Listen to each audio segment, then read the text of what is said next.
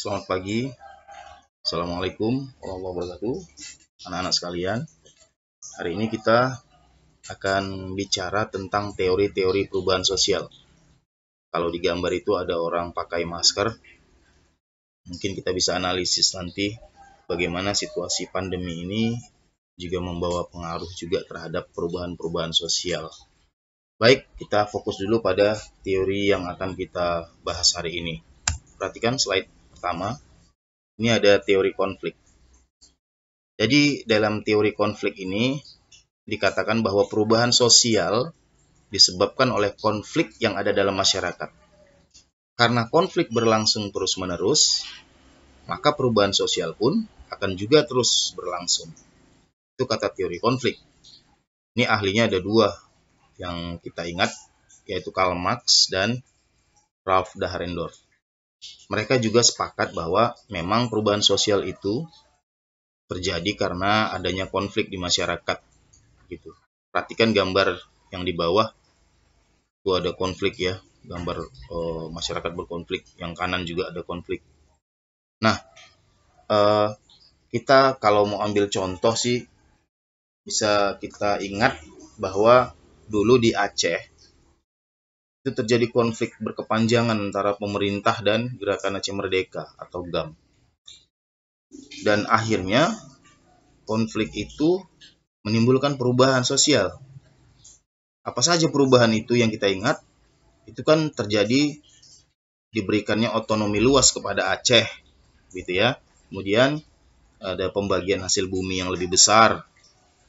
Kemudian kalau kita berjalan-jalan di Aceh juga kita bisa lihat banyak sekarang partai-partai lokal itu sudah banyak di Aceh. Ada gitu ya. Nah, itu dampak dari konflik. Dan hasil dari konfliknya menimbulkan perubahan-perubahan di Aceh seperti itu. Gitu. Nah, selanjutnya mungkin kalian bisa tahu nanti konflik apa saja yang membawa perubahan terhadap masyarakat. Oke, bisa dipahami ya. Nanti mana yang kalau kurang jelas bisa diulang aja videonya. Oke, kita lanjut ke slide berikutnya. Teori pergerakan sosial.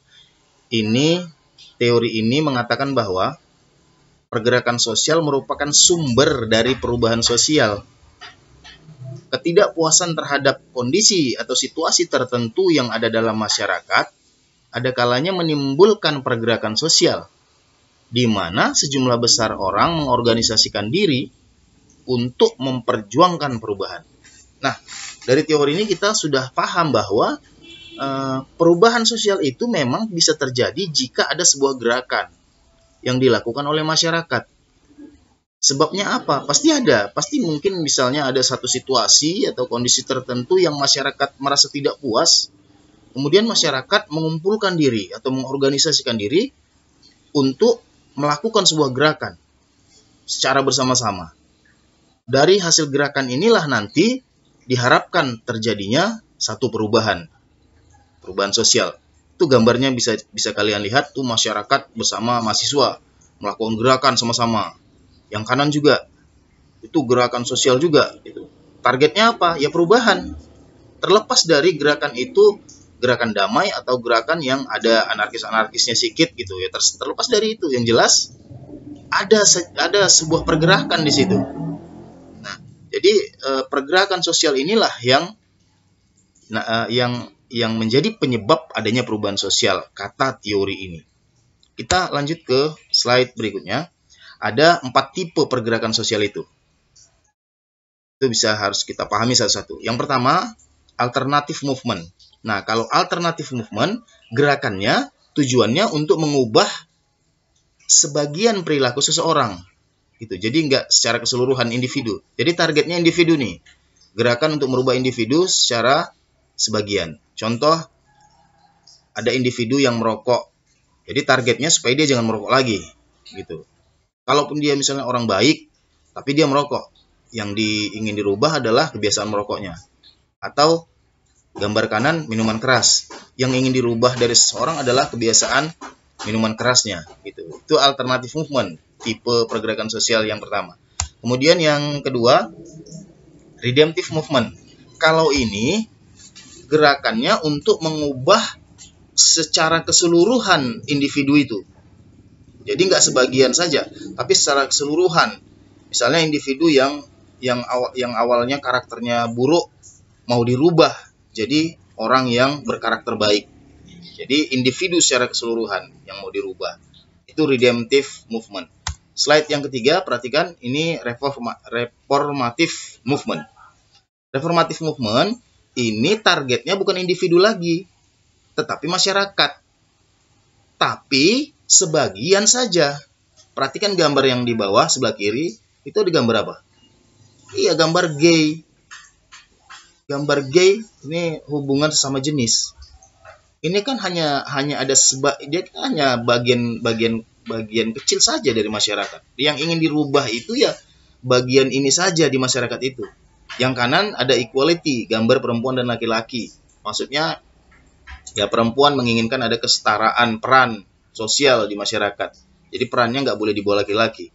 Mereka menginginkan ya laki-laki perempuan sama di masyarakat gitu. Nah itu kan hanya sebagian saja dari masyarakat.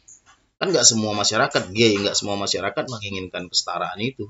Jadi yang dirubah yang bagian-bagian yang disoroti saja. Itu reformative movement. Selanjutnya, nih yang terakhir ada transformative movement.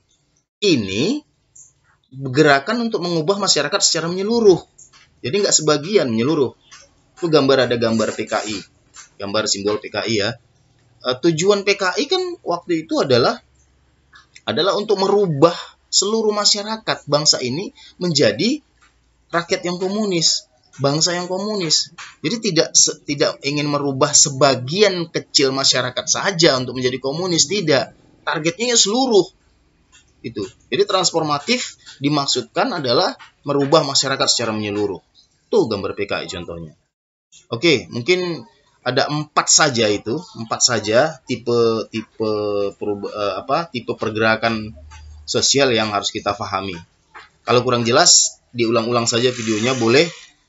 Nanti mudah-mudahan bisa difahami dan kalian mungkin bisa memberikan contoh-contoh lain dari apa yang sudah saya sampaikan. Oke, demikian. Semoga bermanfaat. Salam cerdas selalu.